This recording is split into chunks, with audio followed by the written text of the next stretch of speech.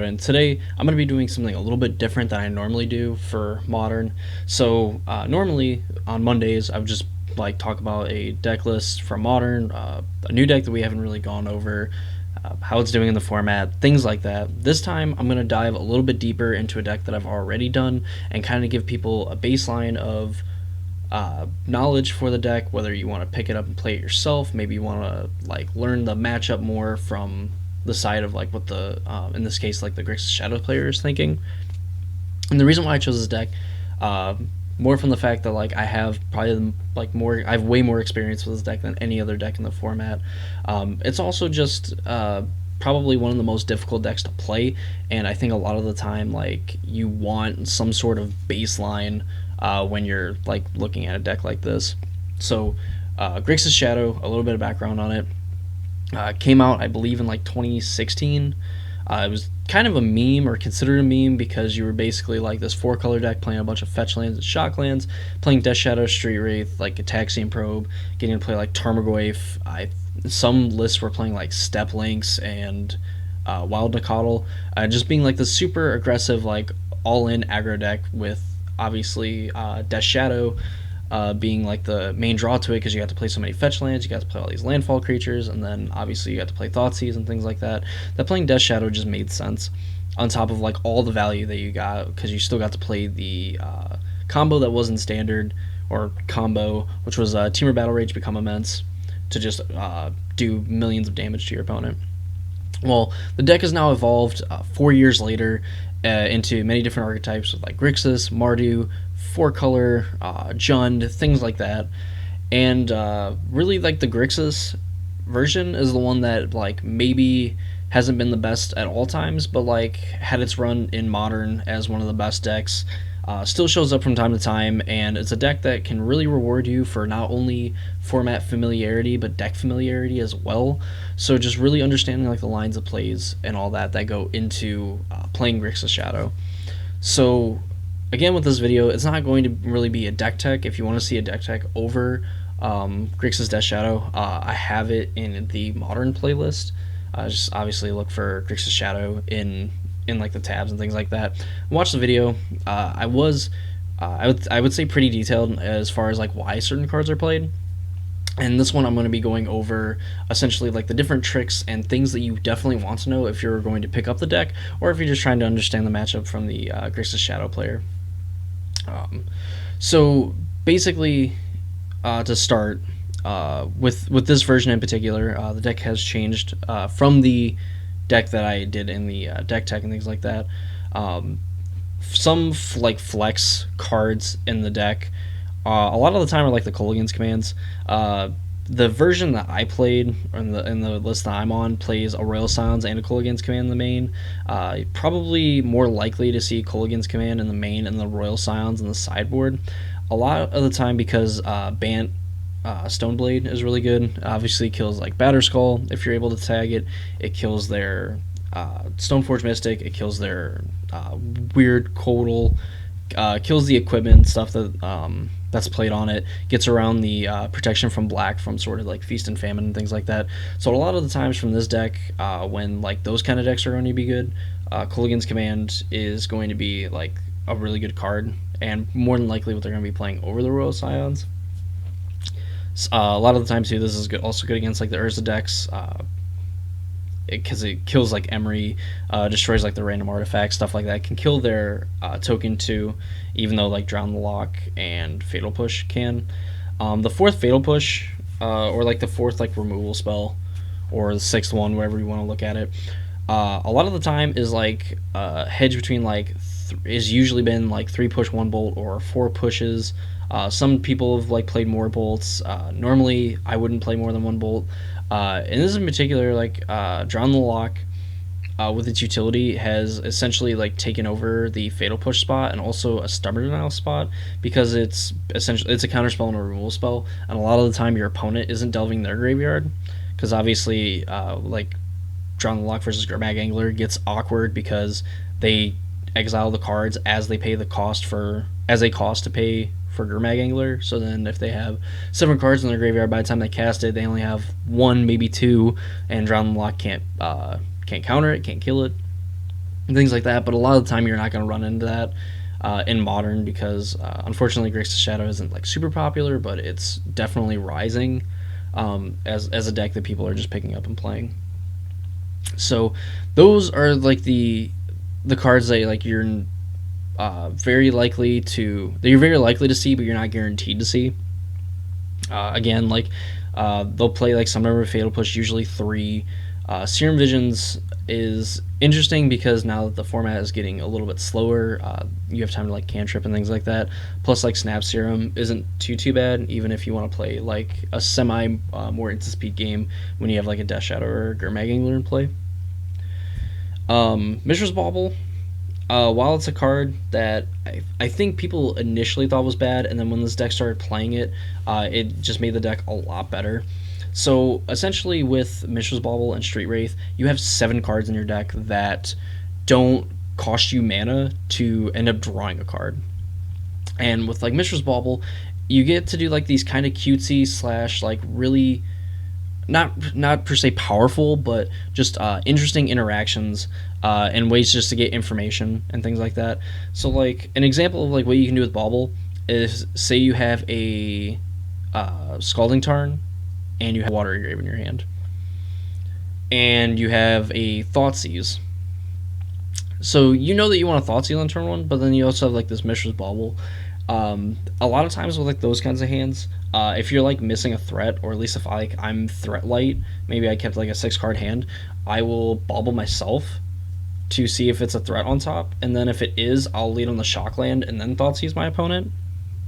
If it's not a threat, then I will more than likely just shuffle it away to thin my deck of another land, so obviously I won't draw another land, play Thoughtseize, and then I have 2 draws at another threat that I can hopefully play on the next turn.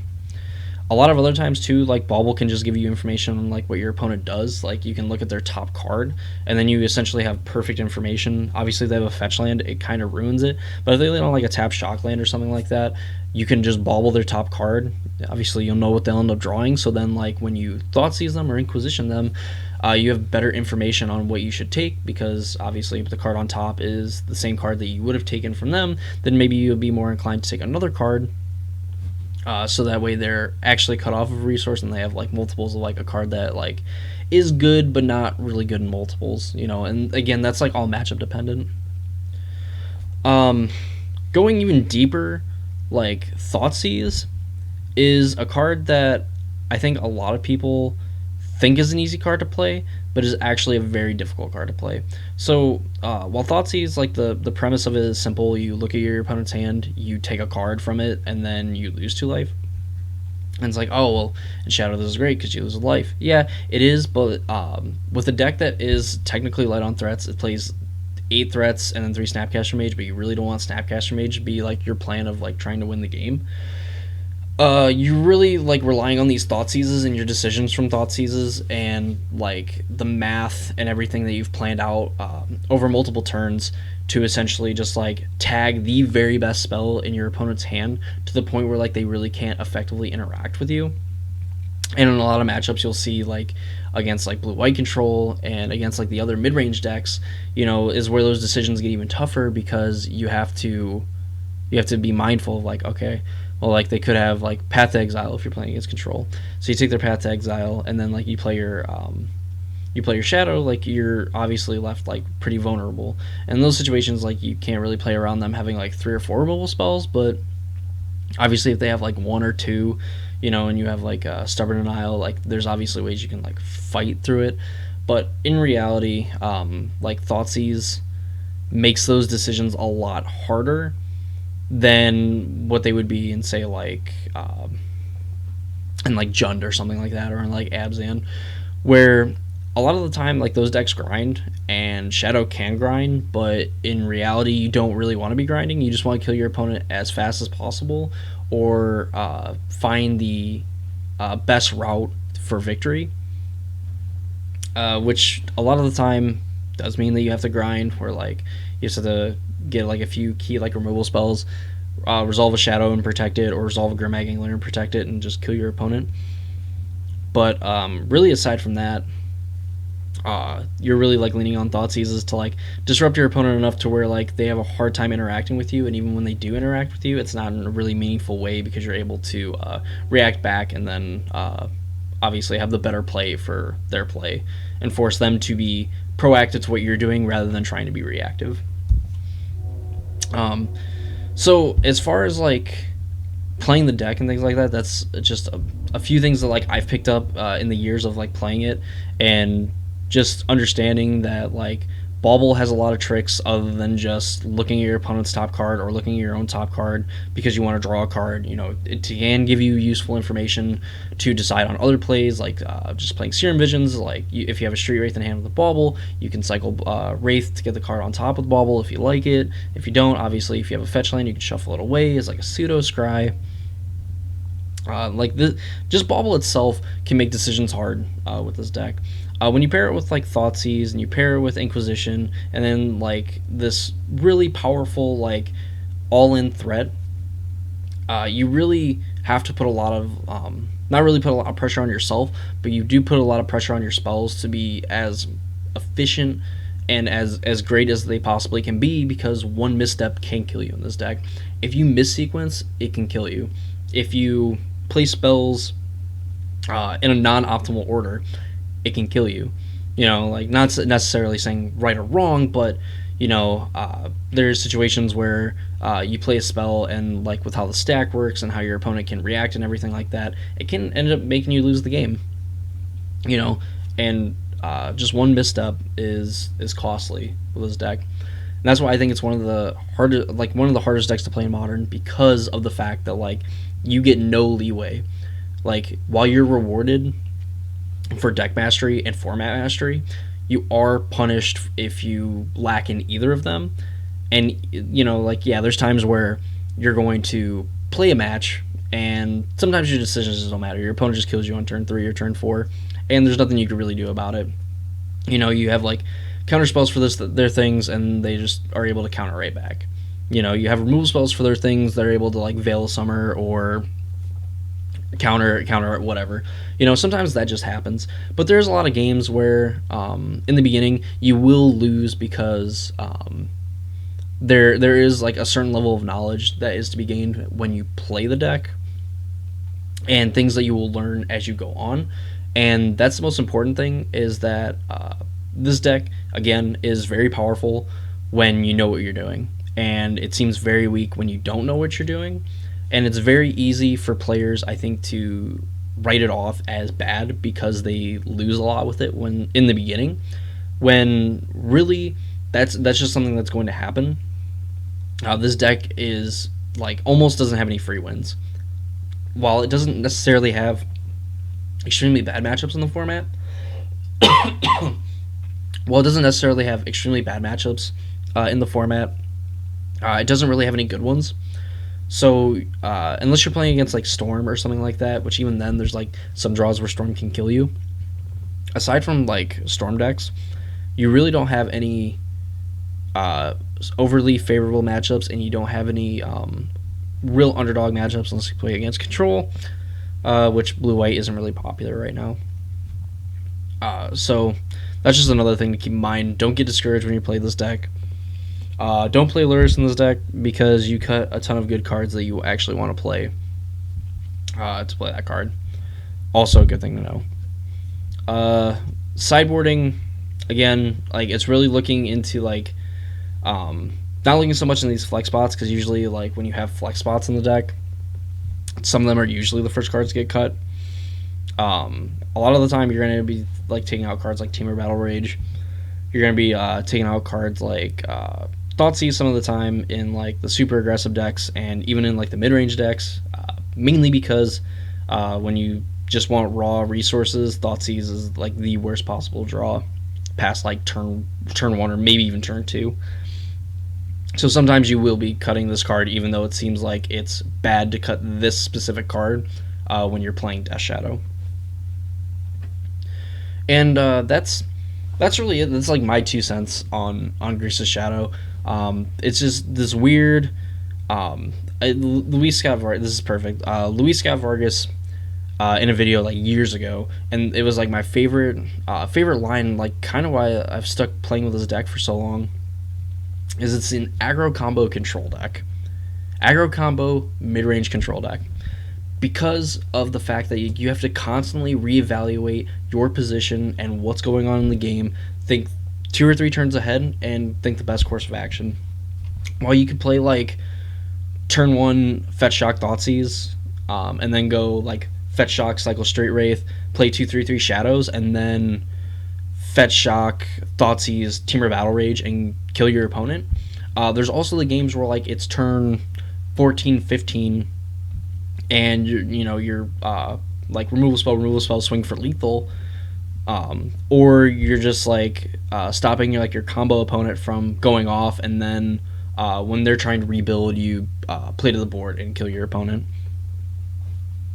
So when you hear that term, aggro combo mid range control deck, you're essentially like trying to figure out at all points what exactly you're supposed to be doing, building a game plan from obviously what you have and what you need to do and what your opponent's doing, and be constantly thinking about this whole list of things the entirety from the time when the match starts to when the match ends. All your decisions are important, all your decisions matter, and while it's true for like every deck, this one just amplifies it by like 50, because you're not going to have those easy wins, you're not going to have those easy matchups, you're not going to be able to really relax or anything like that. Like this deck truly makes it feel like you're trying to solve a puzzle, and that puzzle a lot of the times will be like a 500-piece puzzle. Sometimes it's a 2,000-piece puzzle, and yeah, there's times where like your opponent doesn't get to play and it's like 5 pieces, but a lot of time you're gonna have super grindy games.